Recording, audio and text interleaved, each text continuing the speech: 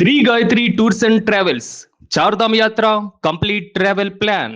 YCP అధినేత మాజీ ముఖ్యమంత్రి జగన్మోహన్ రెడ్డిని కలిశారు మాచర్ల మాజీ ఎమ్మెల్యే పిన్నెల్లి రామకృష్ణారెడ్డి. జంట హత్యల కేసులో బెయిల్పై విడుదలయ్యారు పిన్నెల్లి. ఈ నేపథ్యంలో తనపైన తన సోదరుడిపైన తెలుగుదేశం పార్టీ ప్రభుత్వం పెట్టినటువంటి కేసుల గురించి వివరించారు పిన్నెల్లి.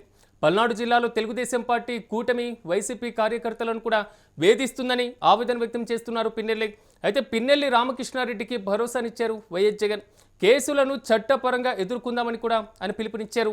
వేధింపులను ధీటుగా ఎదుర్కొని ప్రజలకు అండగా నిలుద్దామంటూ కూడా ఆయన తెలిపారు. మొత్తం మీద పార్టీ నాయకులు క్యాడర్ ఆందోళన చెందాల్సినటువంటి అవసరం లేదని కూడా మాజీ ముఖ్యమంత్రి తెలియజేశారు. సో పల్నాడు జిల్లా పార్టీ బలోపేతం పైన పిన్నెల్లితో కలిసి వైఎస్ జగన్ చర్చించినట్లుగా సమాచారం. మొత్తం మీద ఈ భేటీకి సంబంధించి మరింత సమాచారం మా ప్రతినిధి కిరణ్ అందిస్తారు. కిరణ్ చెప్పండి, జగన్తో పిన్నెల్లి భేటీ మాత్రం కొంతవరకు రాజకీయంగా ఏదైనా కీలకమైనటువంటి నిర్ణయం తీసుకునే దిశగానే సాగిందా, లేకపోతే కేవలం పల్నాడు జిల్లా రాజకీయాలు కేసుల వ్యవహారానికి సంబంధించినటువంటి అంశమా? పూర్తి అప్డేట్స్ ఏంటి?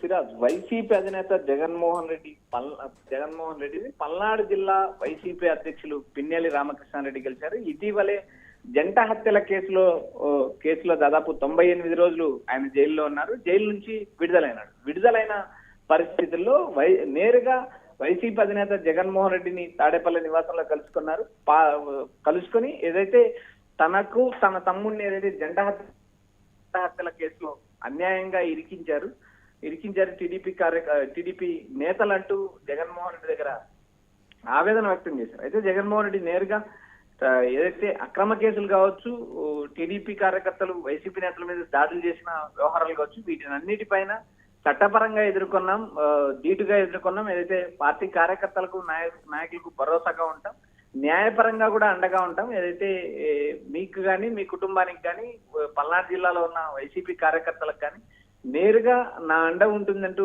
జగన్ భరోసా ఇచ్చారు.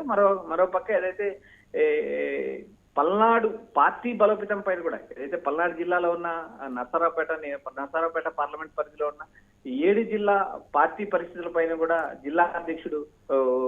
నేరుగా జిల్లా అధ్యక్షుడు రామకృష్ణారెడ్డితో ఆయన భేటీ అయ్యారు. పిన్నెల్లి రామకృష్ణారెడ్డితో భేటీ అవ్వడమే కాకుండా పార్టీ పరిస్థితులు, పార్టీ క్షేత్రస్థాయి బలోపేతం పైన కూడా చర్చించారనే సమాచారం అనిపిస్తుంది. జగన్మోహన్ రెడ్డి నేరుగా ఏదైతే పార్టీ కార్యకర్తలతో పాటు బూత్ కమిటీలు, జిల్లా కమిటీలు, రాష్ట్ర కమిటీలు, మండల కమిటీలు ఇలా వరుసగా పార్టీని క్షేత్రస్థాయిలో బలోపేతం చేసేందుకు ఇప్పటికే ప్రణాళికలు రూపొందించారు. ఆయా నియోజకవర్గ ఇన్ఛార్జీలతో కూడా భేటీ అవుతున్నారు. బూత్ క్యాప్చరింగ్ నుంచి మొదలు పెడితే ఏదైతే బూత్ కమిటీలకు ఓటరు ఆధార్ లింకు డిజిటలైజేషన్, ఏదైతే పార్టీ సభ్యత్వాన్ని కూడా బూత్ కమిటీలు డిజిటలైజేషన్ చేయడంలో కూడా చేయాలంటూ ఇప్పటికే పార్టీ శ్రేణులకు దిశానిర్దేశం చేశారు. మరోపక్క 175 నియోజకవర్గాల్లో పార్టీ బలోపేతం పైన ఇప్పటికే జగన్ పలు సూచనలు, సలహాలు ఇస్తున్నారు. వరుసగా నేతలతో భేటీ అవుతున్నారు. ఒక్కో వారం ఒక్కో జిల్లా నేతలతోనూ మరియు నియోజకవర్గాల నేతలతో కూడా ఆయన భేటీ అవుతూ ఆ క్షేత్ర స్థాయిలో ఉన్న పార్టీ పరిస్థితులు, టీడీపీ కుటుంబంపై ఉన్న వ్యతిరేకత రాబోయే రోజుల్లో ఎలా వైసీపీకి అనుకూలంగా మలుచుకునే అంశాల మీద కూడా సుదీర్ఘంగా కొంతవరకు అంటే పల్నాడు జిల్లా వైసీపీ అధ్యక్ష పదవి ఇప్పటికే నరసరావుపేట మాజీ ఎమ్మెల్యే గోపిరెడ్డి శ్రీనివాసరెడ్డికి కూడా ఇచ్చినటువంటి పరిస్థితి కనబడుతుంది. కాబట్టి పిన్నెల్లికి పార్టీ పరంగా ఏమైనా కీలక బాధ్యతలు అప్పగించేటువంటి అవకాశాలు ఏమైనా కనబడుతున్నాయి, అలా అనుకోవచ్చా? సిరాజ్, ఇక్కడ పల్నాడు విషయంలో ఒకసారి మనం మళ్ళీ చూడాలి. ఏదైతే పల్నాడు జిల్లా అధ్యక్షుడిగా పిన్నెల్లి రామకృష్ణారెడ్డి ఉన్నారు, పల్నాడు జిల్లా పార్టీ వర్కింగ్ ప్రెసిడెంట్ గా గోపిరెడ్డి శ్రీనివాసరెడ్డి ఉన్నారు. 2 వేరు పదవులు. ఏదైతే పిన్నెల్లి రామకృష్ణారెడ్డి పలు కేసుల్లో గతంలో కూడా ఆయన జైలుకి వెళ్ళడం, తర్వాత జంట హత్యల కేసులో కూడా ఆయన జైలుకి వెళ్ళడంతో ఏదైతే తాత్కాలికంగా నియమించిన పదవి గోపిరెడ్డి శ్రీనివాసరెడ్డి, ఎందుకంటే పార్టీ వర్కింగ్ ప్రెసిడెంట్ నియమించారు.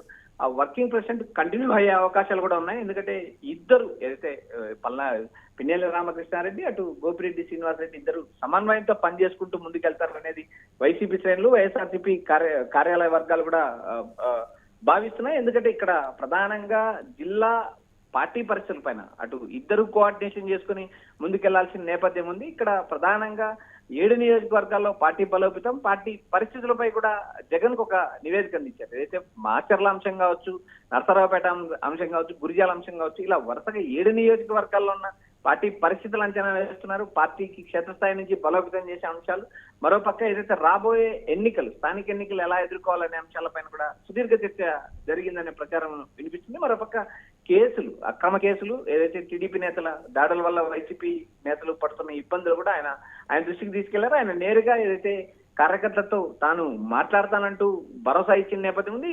ఇప్పటికే జగన్ గతానికంటే భిన్నంగా వ్యవహరిస్తున్నారు. పార్టీ కార్యాలయానికి వచ్చిన కార్యకర్తలు కావచ్చు, నేరుగా ఇబ్బందులు పడిన కార్యకర్తలు కావచ్చు, మరోపక్క పార్టీ టీడీపీ కూడా దాడి చేసిన వ్యక్తులను కూడా ఆయన నేరుగా ఫోన్ లో కానీ ఇళ్లకు కానీ వెళ్ళి పరామర్శించే పరిస్థితి. ఇలా రాష్ట్ర వ్యాప్తంగా జరుగుతున్న అంశాలు, రాష్ట్ర వ్యాప్తంగా పార్టీ బలోపేతం, ఏదైతే పల్నాడు జిల్లాలో ఉన్న క్షేత్రస్థాయి పార్టీ పరిస్థితులు, రాబోయే ఎన్నికల్లో స్థానిక ఎన్నికలు కావచ్చు, జెడ్పీటీసీ ఎంపీటీసీ ఎన్నికలు కావచ్చు, వీటిని ఎలా ఎదుర్కొనే అంశాలపైన దీర్ఘ చర్చ జరిగింది. మరొక అక్రమ కేసుల్లో తనను తన తమ్ముడు వెంకటరామరెడ్డిని అరెస్ట్ చేసి కావాలని ఈ టీడీపీ కూటమి రెడ్ బుక్ రాజ్యాంగ పాలన ద్వారా తమను వేధిస్తుందంటూ, తమను వేధించడం వరకే కాదు, వైఎస్ఆర్సీపీ కార్యకర్తలను, నాయకులపైన దాడులు చేయడమే కాకుండా చాలా మంది గ్రామాలు విడిచి వెళ్లిన నేపథ్యం ఉంది అంటూ ఆయన నియోజకవర్గంలో జరుగుతున్న పరిస్థితులు, పల్నాడు జిల్లాలో జరుగుతున్న పరిస్థితులు జగన్మోహన్ రెడ్డికి తెలియజేశారని మనకు తాడేపల్లి వర్గాల నుంచి సమాచారం వినిపిస్తుంది. Siraj. Right Kiran, thank you. మొత్తం మీద వైసీపీ అధినేత మాజీ ముఖ్యమంత్రి జగన్మోహన్ రెడ్డిని కలిశారు మాచర్ల మాజీ ఎమ్మెల్యే పిన్నెల్లి రామకృష్ణారెడ్డి. అయితే ప్రధానంగా జంట హత్యల యొక్క కేసుకు సంబంధించి బెయిల్ పైన ఇప్పటికే పిన్నెల్లి విడుదలయ్యారు. తనపైన, మరి ముఖ్యంగా తన సోదరుడిపైన తెలుగుదేశం పార్టీ ప్రభుత్వం పెట్టినటువంటి కేసుల గురించి కూడా ఆయన జగన్తో వివరించి చర్చించినట్లుగా సమాచారం. అయితే పల్నాడు జిల్లాలో తెలుగుదేశం పార్టీ కూటమి ప్రభుత్వం వైసీపీ కార్యకర్తలను వేధిస్తుందని కూడా ఆవేదన వ్యక్తం చేసినట్లుగా సమాచారం. అయితే పిన్నెల్లి రామకృష్ణారెడ్డికి భరోసానిచ్చారు మాజీ ముఖ్యమంత్రి వైఎస్ జగన్. కేసులను చట్టపరంగా ఎదుర్కొందామంటూ కూడా ఆయన పిలుపునిచ్చారు. వేధింపులకు ధీటుగా ప్రజలను కూడా అండగా నిలుద్దామంటూ కూడా ఆయన తెలిపారు. మరి ముఖ్యంగా పార్టీ నాయకులు, కార్యకర్తలు ఆందోళన చెందాల్సినటువంటి అవసరం లేదని కూడా జగన్ సూచించారు. అయితే పల్నాడు జిల్లాలో పార్టీ బలోపేతం పైన పిన్నెల్లితో కూడా ప్రధానంగా చర్చించినట్లుగా సమాచారం.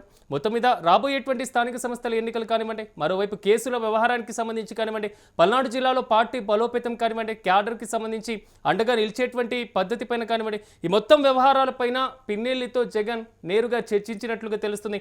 మరి ఏమైనా కీలకమైనటువంటి అంశాలు ఇంకా రాజకీయ పరంగా చర్చకు వచ్చాయనేటువంటి అభిప్రాయాన్ని కూడా కార్యకర్తలు వెల్లడిస్తున్నటువంటి పరిస్థితి. ఓవరాల్గా చూడాలి పిన్నెల్లి జగన్ భేటీలో ఎలాంటి కీలకమైనటువంటి అంశాలు చర్చకు వచ్చాయో.